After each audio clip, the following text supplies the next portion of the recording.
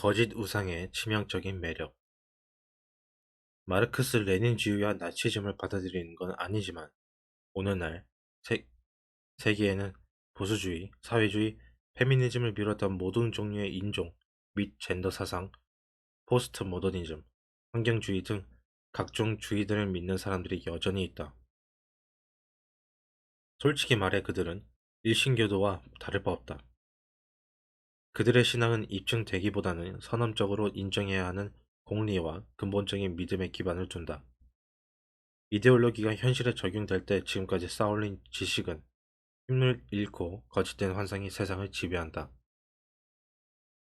이데올로기는 처음에는 단순하다가 진짜 유용한 이론들을 흉내내기 시작하면서 기계화할 정도로 복잡해지고 결국에는 그 유용한 이론들을 대체한다. 이데올로기 이론가는 처음엔 몇몇 추상 개념을 선택하는데 이 개념들은 해상도가 낮아 세계를 크고 무차별적인 덩어리들로 표현한다. 몇 가지 예를 들자면 경제, 국가, 환경, 가부장제, 민중, 부자, 빈민, 지배자, 피지배자 등이 그렇다. 단일한 용어로 묶어 부르면 실제로는 다양하고 복잡한 현상이 암암리에 극도로 단순화된다. 예를 들어 사람들이 가난한 데는 여러 가지 이유가 있다. 돈이 없다는 건 누가 생각해도 명백한 원인이다. 다음과 같은 원인도 있다. 교육의 부재, 가족의 붕괴, 범죄가 들끓는 동네, 알코올 의존증, 약물 중독, 범죄, 부패한 권력의 정치, 경제적 착취, 정신질환, 인생계획의 부재 또는 그 필요성이나 가능성에 대한 무지, 양심의 결핍, 불운한 지리적 위치, 경제적 변화와 그로 인한 특정 직업군의 소멸, 부익부 빈익빈 경향, 창의성과 창업 정신의 부족, 용기의 결여, 가난을 낳는 원인들은 이 외에도 무수히 많으며 각각에 대한 해결책은 존재하더라도 다 다르다. 또한 각각의 원인을 유발하는 악당이 있다 해도 모두 같지 않다. 그처럼 중요한 문제들을 다룰 때는 개별 원인들을 신중하게 분석한 뒤에 잠재적인 해결책을 모색하고 실행하고서 그 효과를 조심스럽게 평가해야 한다. 하지만 그런 일은 잘 일어나지 않는다. 설사 그렇게 했더라도 의도했던 결과가 나오지 않을 수도 있다. 우리 모두가 직면한 문제들을 해결하는 일은 그만큼 어렵고 골치 아프기 때문에 보통의 용기와 의지만으로는 감당하기 어렵다. 반면 문제를 단순하게 축소하고 그 문제를 야기하는 악인을 등장시켜 공격하는 것은 훨씬 쉽고 즉각적인 만족을 준다. 이데올로기 추종자들은 특별한 노력 없이 그래도 되는 도덕적 정당성을 확보한다. 이데올로기 창시자는 세계를 크고 무차별적인 조각들로 나누고 각각의 문제점을 밝히고 그럴듯한 악당을 내세운 뒤 이를 설명해주는 원리나 작용력 몇 가지를 만들어낸다. 그런 뒤에는 그 몇 가지를 근본적인 원인이라고 강조하고 다른 중요한 변수들은 무시한다. 이를 위해 동기 체계나 대규모의 사회 연구 또는 가설들을 활용하면 효과적이다. 또한 부정적인 감정, 붕괴, 파괴심을 일으키는 암묵적 원인들과 설명 원리들을 뽑아낸 뒤에 그에 대한 모든 의심과 토론을 금기시한다. 다음으로는 이론의 효과를 사후 분석의 영역으로 몰아넣고 모든 현상은 이 새로운 전체주의 이론의 부차적 결과일 수 있다고 설명한다. 마지막으로 학파가 출현해 이 알고리즘적 환원을 선전하면 이데올로기는 학계와 일상 모두에서 지배력을 얻게 되며 이에 따르지 않거나 비판적인 사람들은 암묵적으로나 명시적으로 악마화된다. 그런 활동, 그런 게임의 기대에 타락한 지식인과 무능력한 지식인들이 모두 번성한다. 이 게임에 가장 먼저 뛰어든 자들은 참가자 중 가장 영리한 사람들이다. 그들은 임의로 선택한 원리를 가지고 인간 활동의 모든 영역에서 근본적으로 작동하는 핵심 동기에 관해 이야기를 지어낸다. 이런 작업은 간혹 유익하다. 그 덕분에 지금까지 논의하거나 고려하는 게 금기시되었던 동기가 알고 보니 인간의 행동과 지각에 지대한 영향을 끼칠 수 있다고 밝혀지기도 한다. 추종자들은 그 이야기에 매료되고 지배적일 수 있는 새로운 위기구조를 합리화하길 바라면서 필사적으로 매달린다. 하지만 추종자들은 스승들보다 덜 영리한 탓에 기여한다나 영향을 끼친다라는 말을 땡땡의 원인이다 라는 말로 미묘하게 바꾸고 만다. 추종자들의 출현에 흡족해진 창시자들은 그들의 이야기도 한 방향으로 몰아넣는다. 추종자들이 저항하기도 하지만 그건 중요하지 않다. 숭배는 이미 시작되었다. 이런 종류의 일원화 작업은 영리하지만 게으른 사람에게 특히 매력적이다.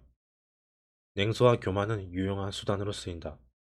새로운 지지자들은 그런 이데올로기 게임에 능통해지기 위해서 경쟁 이론이나 다른 방법론, 심지어 사실 자체를 비판하는 법을 배운다.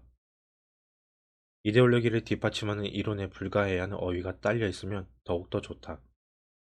비판자들이 그 뜻을 해독하느라 귀중한 시간을 허비할 것이기 때문이다. 또한 학교에서는 갈수록 그 이론을 추종하는 활동만 허락되며 공모는 은밀하게 강제된다. 그 이론을 비판하거나 혼자 나대지 마라. 그러면 비호감이 된다. 금기시되는 견해를 드러내면 나쁜 성적 또는 나쁜 평가를 받을 테니 자제하라. 앞서 언급했듯이 프로이트는 인간의 동기를 성, 즉 리비도로 환원시키려 했다. 글을 잘 쓰고 청명하고 언어에 능한 사람은 누구나 그 일을 아주 잘 해낼 수 있다. 성은 다른 단어와 마찬가지로 저자의 필요와 목적에 따라 엄격하게 정의될 수도 느슨하게 정의될 수도 있다. 어떻게 정의하든 성은 생명의 복잡한 작동 원리를 풀어주는 열쇠로서 아주 중요한 생물적 요소다. 따라서 우리는 한 분야에서 성이 끼치는 영향을 진짜로 발견할 수도 있지만 그럴듯하게 꾸며낸 뒤 부풀릴 수도 있다. 그와 동시에 중요하고 의미 있는 다른 요인들을 덜 중요하게 취급함으로써 하나의 설명 원리를 거기에 부여된 필요에 맞게 무한히 확장할 수 있다. 마르크스도 그랬다. 그는 기본적으로 계급에 기초한 경제적 관점에서 인간을 설명하고 역사를 부르주아와 프롤레타리아의 영원한 전쟁터로 설명했다. 마르크스주의의 알고리즘에 통과시키면 어떤 것이든 척척 설명이 된다. 부자가 부유한 것은 가난한 자를 착취하기 때문이다. 가난한 자가 가난한 것은 부자에게 착취당하기 때문이다.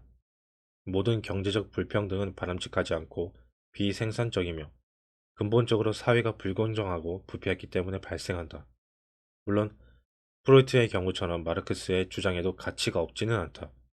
계급은 사회적 위계 구조의 중요한 요소이며 오랜 시간에 걸쳐 어느 정도 안정적으로 유지되는 경향이 있다. 또한 경제적 안녕이냐 결핍은 매우 중요하다. 그리고 어느 경제 체제에서나 적용되는 것 같은 지긋지긋한 파레토 분포는 부가 소수에게 집중된다는 걸 의미한다. 그 소수에 속한 사람은 앞서 언급한 계급 안정성과 상관없이 꽤 심하게 변동하지만 상대적으로 부유한 사람이 항상 소수, 그것도 극소수라는 사실은 우울하리만치 불변한다. 하지만 마르크스주의를 실천한 곳들은 모두 파국을 면치 못했다. 그럼에도 현재의 마르크스주의자들은 수치를 모르고 마치 중요한 건 하나도 변하지 않았다는 듯 그 사상의 새로운 옷을 입혀 계속 수명을 연장시키려 한다. 마르크스에게 강한 영향을 받았고 오늘날 학계에 엄청난 영향력을 행사하는 사상가들은 마르크스주의에서 경제를 권력으로 대체하고 권력이 인간의 모든 행동 뒤에 숨어 동기를 부여하는 단 하나의 힘인 것처럼 제시한다. 그와 대조적으로 능력이 뒷받침된 권위, 호혜적인 태도 및 행동은 고려 대상에서 배제한다. 이런 종류의 이데올로기적 환원은 사이비 지식인 중에서도 가장 위험한 자들의 특징이다. 이데올로기 추종자들은 지적 차원의 근본주의자로 고집이 세고 융통성이 없다. 그들의 독성과 사회공학에 대한 도덕적 주장은 근본주의 못지않게 뿌리 깊고 위험하다. 아니, 그보다 더할지 모른다. 이데올로기 추종자들은 이성 그 자체에 대한 소유권을 주장한다. 자신들의 주장이 논리적이고 사려 깊다고 옹호한다. 그들에 비하면 오히려 근본주의자들이 훨씬 정직하다. 그들은 자신이 어떤 대상에 이 대한 임의적 믿음에 헌신하고 있음을 인정하고 초월자의 초월자와의 관계를 받아들인다. 근본주의자들은 우주의 중심인 신을 우리가 완벽히 이해할 수 없다고 생각한다. 그래서 우파 유대인, 이슬람 강경파, 그리스도교 근본주의자는 논리적으로 압박을 가하면 결국 신이 불가사의한 존재라고 인정한다. 그런 인정을 통해 그들의 주장은 도덕적 올바름과 진정성을 획득한다. 반면에 이데올로기 추종자들은 자신들이, 자신들이 이해할 수 없거나 정복할 수 없는 건 없다고 믿는다. 이데올로기 이론은 모든 과거, 모든 현재, 모든 미래를 설명한다. 이데올로기 추종자들은 완벽한 진리가 자기 손안에 있다고 생각한다. 이보다 더 전체주의적인 주장은 없으며 과도한 자신감이 최악의 모습으로 드러날 수 있는 상황도 없을 것이다. 이데올로기가 세계를 설명하지 못하거나 미래를 예측하지 못했을 때는 그 사기성이 더욱 선명해진다. 이 이야기의 교훈은 무엇일까? 자신의 이론으로 일신교를 만드는 지식인들을 조심하라. 다양하고 복잡한 문제를 하나의 변수로 설명하는 것을 경계하라. 물론 권력도 경제처럼 역사에서 일정한 역할을 수행한다. 하지만 질투, 사랑, 굶주림, 성, 협력, 계시, 분노, 혐오, 슬픔, 불안, 종교, 자비, 질병, 기술, 적의, 우연도 그런 역할을 수행할 수 있으며 그중 어느 것도 다른 것으로 완벽하게 환원되지 않는다. 하지만 이데올로기적 환원은 대단히 매력적이다. 단순성, 용이함 그리고 진리에 통달했다는 환상을 한껏 누릴 수 있기 때문이다. 그리고 잊지 말자. 악당이나 악당 무리를 발견할 때마다 우리 자신도 이데올로기를 휘두르고 싶은 충동을 느낄 수 있다.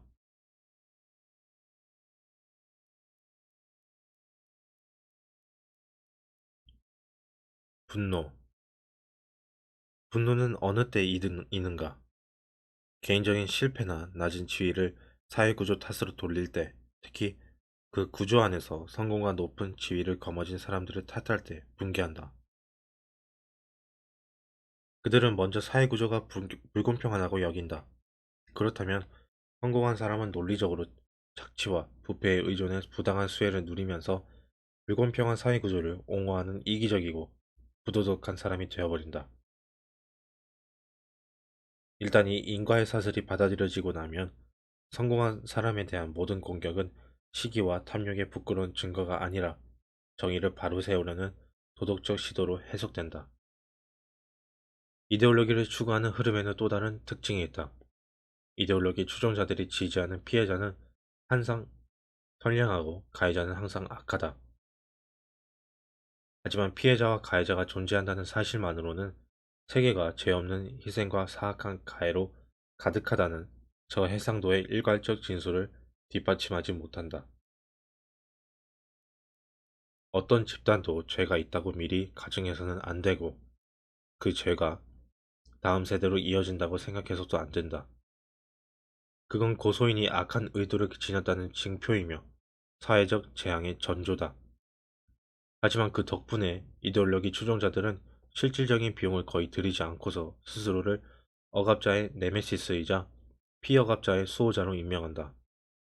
그런 트로피가 손짓하는데 누가 개인의 유무죄를 결정하는데 신중에 신중을 거듭하려 들겠는가. 분노하는 길에 들어선다는 건 스디슨 원한을 자초하는 일이다. 내면의 적이 아니라 외부의 적을 확인했을 때 그러기 쉽다. 예를 들어 다루고 있는 주제가 부이고 가난을 비롯한 세상의 모든 문제가 부자 때문이라고 인식되면 부자가 적이 된다. 그 적은 심리적으로나 사회적으로 반드시 사라져야 할 악과 어떤 면에서는 구별되지 않는다. 또한 문제가 권력이면 권력을 획득한 사람들은 그 권력을 어떻게 획득했든 간에 세계를 고통 속에 몰아넣은 원흉이 된다. 문제가 남성성이면 모든 남성이 공격과 비난의 대상이 된다. 세계를 외부의 악마와 내부의 성인으로 구분하는 이분법은 독선적인 증오를 정당화하고 이데올로기 체제 그 자체에 도덕성을 부여한다. 이보다 더 무시무시한 덫이 어디 있겠는가. 일단 악의 원천이 확인되면 그걸 뿌리 뽑는 것이 정의로운 자의 의무가 된다. 이는 피해망상과 박해를 동시에 끌어들인다. 당신처럼 생각하는 사람들만이 선한 세계는 다른 말로 당신을 파괴하겠다고 덤비는 적들로 가득한 세계다. 당신은 그들과 싸워야 한다. 당신 자신에게서 세계가 잘못된 이유를 찾는 것이 도덕적으로 훨씬 타당하다. 불의를 외면하지 않는 정직한 사람이라면 응당하는 일이다. 일단 남의 눈에서 티끌을 찾기보다는 자기 자신의 눈에 들보가 있음을 깨달으면 무엇이 무엇이고 누가 누구이고 원인이 어디에 있는지가 한결 명확해진다. 당신 안에 있는 대속자가 더 나은 세상을 만들기 위해 맨 처음에 해야 할 일은 당신 자신의 크고 명백한 결함을 해결하는 것이다. 세상의 죄를 스스로 지는 것, 다시 말해 자신과 타인의 잘못에 책임을 지는 것은 가장 깊은 의미에서 메시아의 길, 영웅의 삶과 겹친다. 이는 사회적 또는 정치적 문제라기보다는 심리적 또는 영적인 문제다. 이리우 소설가가 지어낸 인물들을 생각해보자. 모든 인물이 착한 사람과 악한 사람으로만 나뉜다. 정반대로 훌륭한 작가는 각 인물의 내면을 빛과 어둠의 영원한 결투장으로 묘사한다. 당신 편은 무조건 선하다고 가정하고 사방에 있는 적을 쫓기보다는 당신 안에 그 적이 있으며 당신의 나약함과 부족함이 세계를 망가뜨린다고 생각하는 편이 심리적으로 훨씬 더 적절하고 사회적으로 훨씬 더 덜 위험하다. 가부장제와 싸운다. 억압을 줄인다. 평등을 장려한다. 자본주의를 변화시킨다. 환경을 지킨다. 경쟁을 제거한다. 정부를 줄인다. 따위는 불가능하다. 모든 조직을 회사처럼 운영한다는 말도 마찬가지다. 이런 개념들은 해상도가 너무 낮다. 영국의 유명 코미디 프로그램 몬티 파이썬에서 본 풍자가 떠오른다.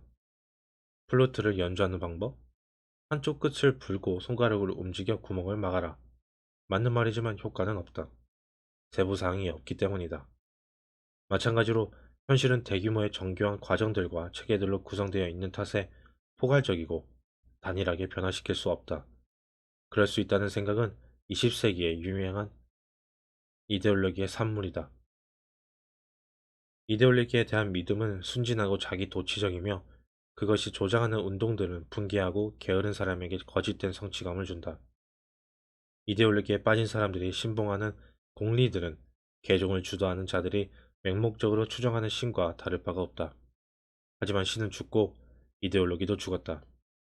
20세기에 피비린내 나는 과잉에 스스로 질식했다. 우리는 이데올로기를 내보내고 더 작고 정확하게 정의하는 문제를 다루기 시작해야 한다. 문제를 정의할 때는 남을 탓하지 말고 우리가 해결할 수 있는 크기로 개념화하고 문제를 개인적으로 다루는 동시에 그 결과를 책임지려고 노력해야 한다. 겸손하라. 방을 청소하라. 가족을 보살피라. 양심을 따르라. 바르게 살라. 생산적이고 흥미로운 일에 전념하라. 이것들을 잘 해냈을 때 더 큰 문제를 찾아 도전하라. 여기에서도 성공한다면 더 야심찬 개혁으로 이동하라. 이 모든 과정에 꼭 필요한 출발점으로서 이데올로기를 버려라.